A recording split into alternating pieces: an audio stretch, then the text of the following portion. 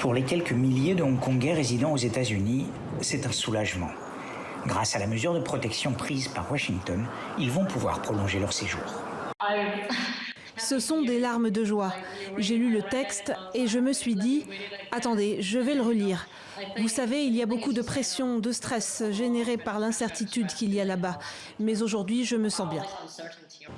Le texte, publié par la Maison-Blanche, demande aux autorités migratoires américaines d'accorder aux ressortissants de Hong Kong résidant aux États-Unis un sursis de 18 mois. Notre souhait et notre objectif sur la scène internationale est de changer le comportement actuel avec l'oppression que nous constatons sur le peuple de Hong Kong. Cette étape vise à montrer que nous sommes sensibles aux atteintes aux droits de l'homme.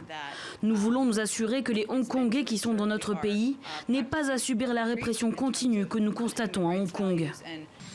Dans la longue liste des points de discorde entre Washington et Pékin, Joe Biden vient d'en rajouter un en offrant cet asile temporaire aux Hongkongais présents aux États-Unis. Il faut s'attendre à des représailles chinoises, mais pour moi, ce n'est pas une mesure punitive.